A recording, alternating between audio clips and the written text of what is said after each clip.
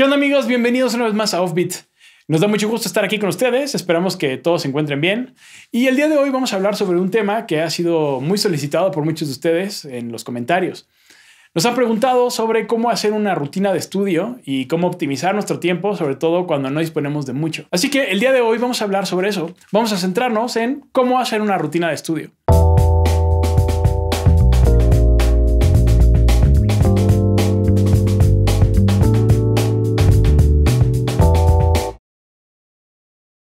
Antes que nada, para poder desarrollar una buena rutina de estudio, es bien importante tener objetivos bien definidos.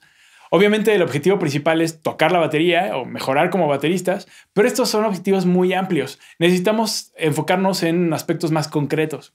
Al estudiar batería, como con cualquier otro instrumento, tenemos que practicar una serie de aspectos bien distintos, como la independencia, la velocidad, la resistencia, la improvisación, el fraseo, el acompañamiento, el groove y un largo, etcétera. Entonces, el primer paso para definir una rutina de estudio es determinar cuáles de todos estos factores son los que queremos trabajar, en qué queremos mejorar. Esto es bien importante porque no todos tenemos las mismas necesidades ni intereses como músicos.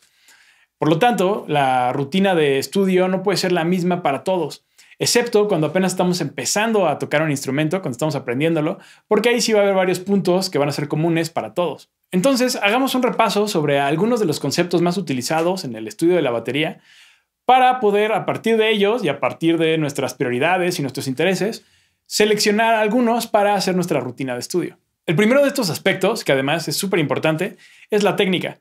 La técnica está presente en el estudio de los rudimentos, de las combinaciones entre manos y pies, en métodos como el stick control y demás.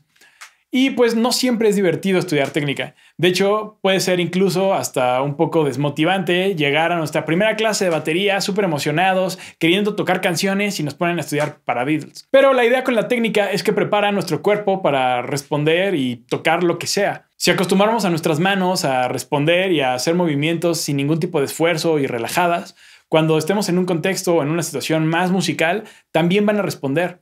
El problema es que el estudio de la técnica es algo que conlleva tiempo. Para que nuestras manos puedan hacer un movimiento sin ningún tipo de esfuerzo, es necesario que ese movimiento lo hayamos hecho miles y miles de veces. En verdad, miles. Por eso mismo es bien importante dedicarle un buen rato al estudio de la técnica dentro de nuestra sesión de estudio y hacer repeticiones y repeticiones y repeticiones. Hay una escena en una película de Harry Potter y en uno de los libros en los que una maestra lo obliga a escribir una frase hasta que ésta se quede grabada sobre su palma o su brazo, no me acuerdo. Cuando estudiamos técnica pasa algo bien parecido, porque con cada repetición que damos estamos grabando ese movimiento. También por medio de la repetición es como desarrollamos otros aspectos como la velocidad o la resistencia. Pero ahora, ¿cómo debemos estudiar técnica? Escojamos un rudimento, el que ustedes quieran. Voy a poner como ejemplo el golpe sencillo. Vamos a poner el metrónomo a una velocidad baja, como 40 bits por minuto, y vamos a tocar golpe sencillo en 16avos por 2 minutos. Pasando ese tiempo, vamos a subirle 5 puntitos al metrónomo y vamos a volver a tocar golpe sencillo por otros 2 minutos. Vamos a seguir haciendo esto de manera sucesiva, subiendo de 5 en 5 la velocidad del metrónomo hasta que lleguemos a nuestra velocidad límite. Aquí es bien importante ser autocríticos. La velocidad límite es la velocidad a la que lleguemos tocando relajados. Si llegamos a una velocidad pero estamos súper tensos y sufriendo, entonces nuestra velocidad límite es un poco más abajo.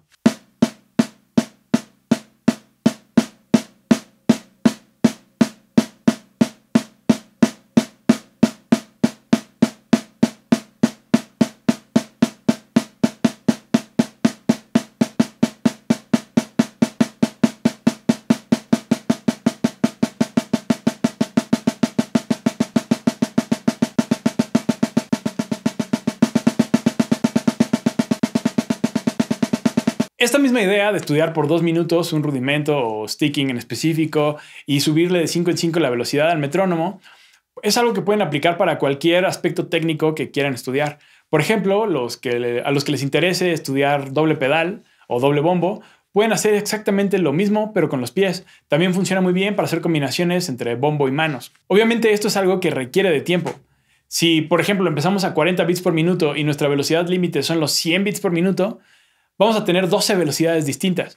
Si estudiamos por 2 minutos cada una de estas velocidades, estaríamos estudiando por 24 minutos. 24 minutos de puro golpe sencillo. Tal vez no disponemos de tanto tiempo para dedicárselo a un solo rudimento, pero entonces podemos disminuir el tiempo de estudio. Podríamos estudiar solo 1 minuto cada una de las velocidades. De esta forma tendríamos 12 minutos, lo cual es bastante más asequible.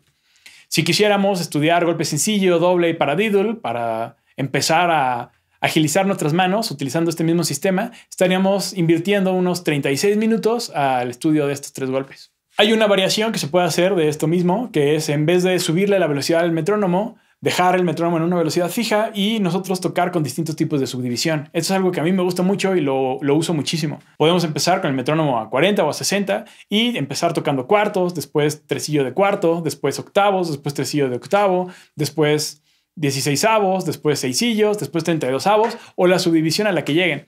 Esto lo pueden ver ejemplificado en el video que hicimos sobre combinaciones entre mano y pierna para que les quede un poco más claro. Ahora, otro aspecto bien importante para estudiar en la batería son los géneros o los estilos. Cuando estamos aprendiendo a tocar un género nuevo, estamos lidiando y resolviendo un montón de aspectos de coordinación porque tenemos que mover nuestros brazos y nuestras piernas en ciertos momentos y a veces coinciden y a veces no. Por esto mismo es bien importante estudiar ritmos y grooves de distintos géneros porque nos sacan de nuestra zona de confort y nos obligan a estar adaptándonos a distintas situaciones. Al igual que con la técnica, estudiar géneros y estilos nos va a ayudar muchísimo a prepararnos a responder a distintas situaciones. Por ejemplo, si nos dedicamos a estudiar de manera correcta distintos grooves y géneros, cuando querramos tocar alguna canción en específico, va a ser mucho más fácil abordarla porque ya vamos a tener resuelto todos estos aspectos de coordinación que pudieran meternos el pie si no los tenemos. Ahora, estudiar grooves no significa nada más darle un par de vueltas y cuando ya medio sale, aventarlo y pasar a lo siguiente. Dedíquense un rato con cada groove. Veamos, por ejemplo, este groove de Jay Dilla de la canción llamada Life.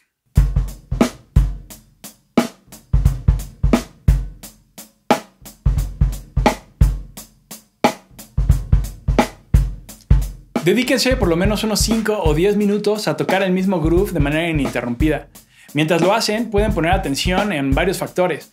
Por ejemplo, en su sonido, que todos sus golpes suenen igual, que los bombos no se les cuatrapeen, que de repente no omitan algunos golpes o los embarren, que no haya golpes que caen antes o que caigan después. En el caso de las tarolas, si están tocando con rimshot, pues que todos los rimshots suenen parejitos, que no haya de repente golpes que se disparan más fuertes que otros. Asegúrense también de tocar relajados, que no estén tensos ninguna parte del cuerpo, que no tensen los hombros, las piernas, la cara. A veces es común que bateristas están tocando cosas complicadas y tienen la cara llena de tensión. Cuiden también el tempo, que no se caigan ni que corran. Y también pueden hacer variaciones en cuanto a la dinámica. Bajen el volumen de todo lo que estén tocando y que esto no altere ni el tempo ni la intención de lo que están proyectando. Y sobre todo, disfruten de tocar el mismo ritmo de manera prolongada. Les van a entrar ganas de hacer fills o hacer alguna variación, pero absténganse de hacerlo. Sientan cómo la repetición del ritmo produce sensaciones específicas, interiorícenlas e intenten proyectar siempre esa misma sensación cuando toquen el groove. Esto aplica para cualquier género, ya sea rock, metal, funk, latin o jazz. La idea es que podamos mantener la misma base por lo menos por el tiempo que dura una canción. Pero además esto también nos ayuda a generar resistencia. Imaginen una canción entre 80 y 100 beats por minuto que lleva una base en el hi-hat en 16avos. Tenemos que ser capaces de aguantar con esa base por lo menos unos 5 o 10 minutos sin estar sufriendo.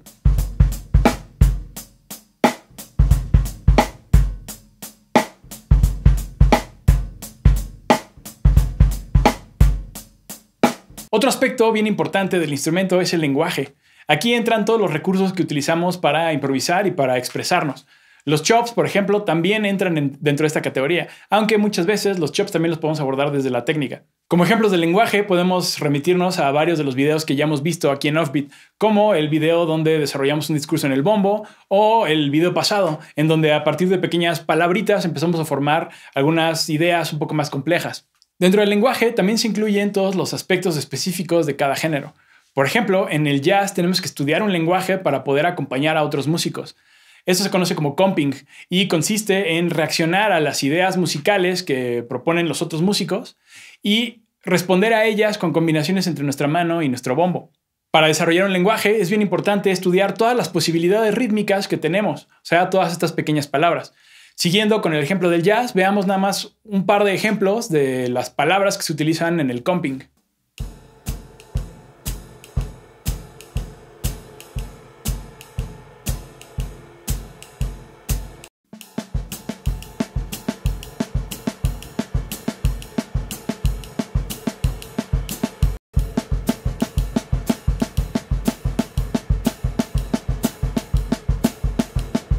El estudio de un lenguaje también requiere de una gran dedicación y muchísimo tiempo. Por ejemplo, si queremos empezar a desarrollar una independencia en nuestro bombo a la hora de tocar groove, necesitamos estudiar todas las posibilidades que nos dan los 16avos con nuestro bombo.